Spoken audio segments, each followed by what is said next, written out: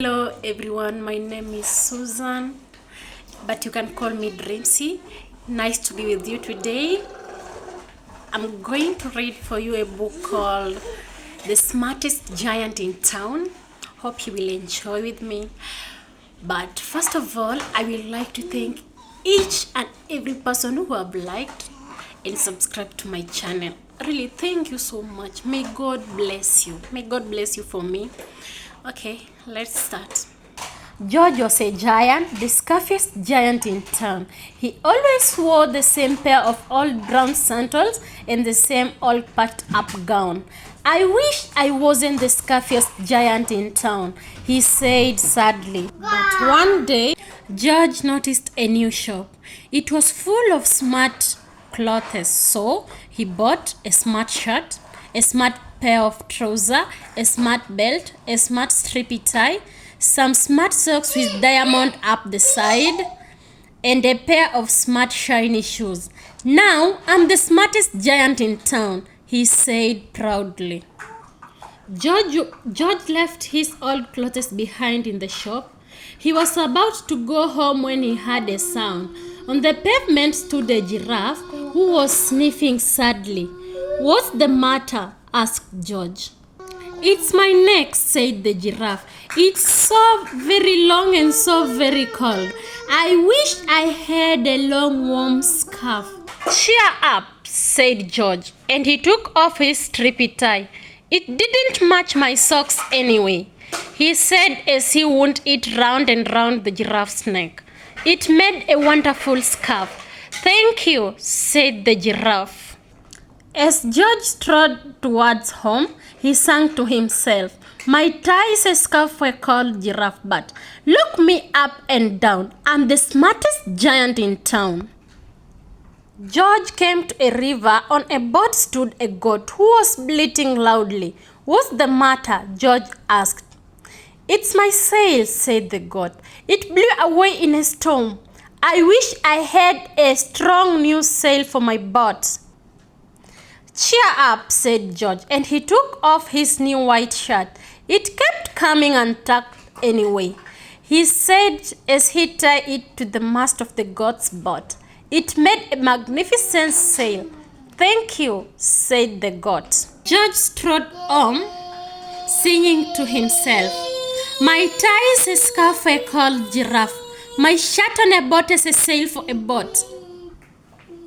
But look me up and down. I'm the smartest giant in town." George came to a tiny ruined house. Beside the house stood a white mouse with lots of baby mice. They were all squeaking. "What's the matter?" "It's our house," squeaked the mother mouse. "It burned down and now we have nowhere to live. I wish we had a nice new house." "Cheer up," said George, and he took off one of his shiny shoes. "It was giving me blisters anyway," he said as the mouse and her babies scrambled inside. The shoe made a perfect home for them. "Thank you," they squeaked. George had to hop along the road now, but he didn't mind. As he hopped, he sang to himself, "My tie is a scarf for a cold giraffe. My shirt on a boat is a sail for a goat. My shoes is a house for a little white mouse. But look me up and down. I'm the smartest giant in town." George came to a campsite. Beside the tent stood a fox who was crying. "What's the matter?" asked George. "It's my sleeping bag," said the fox. "I dropped it in a puddle. I wish I had a warm, dry sleeping bag."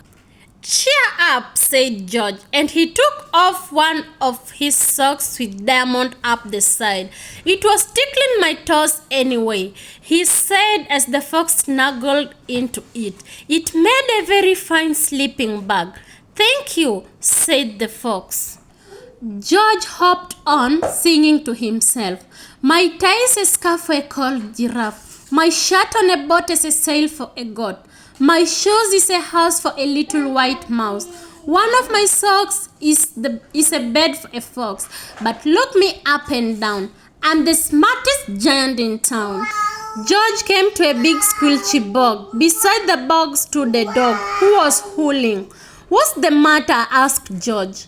It's this bog," said the dog. "I need to get across, but I keep getting stuck in the mud. I wish there was a safe dry path." "Cheer up," said George, and he took off his smart belt.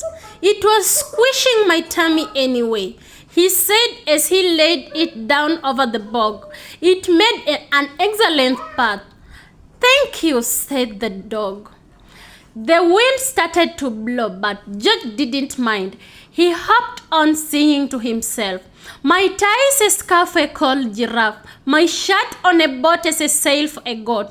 My shoes is a house for a little white mouse. One of my socks is a bed for a fox. My belt helped a dog who was crossing a bog.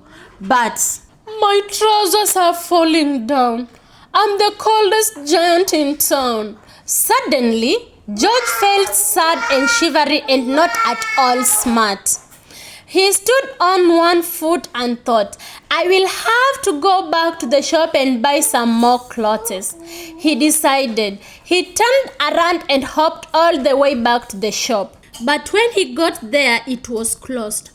"Oh no," cried George. He sank down into the doorstep and a tear ran down his nose. He felt as sad as all the animals he had met on his way home. Then, out of the corner of his eye, he saw a bag with something familiar poking out of the top. George took a closer look.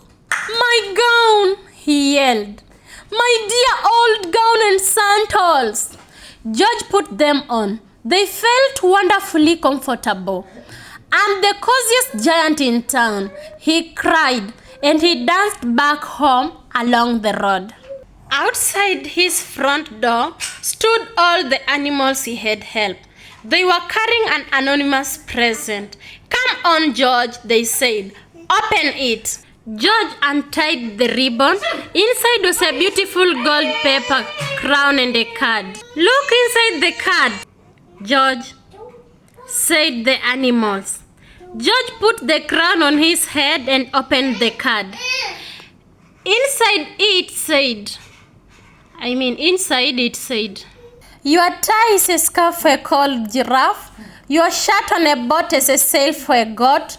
Your shoes is a house for a little white mouse. One of your socks is a bed for a fox.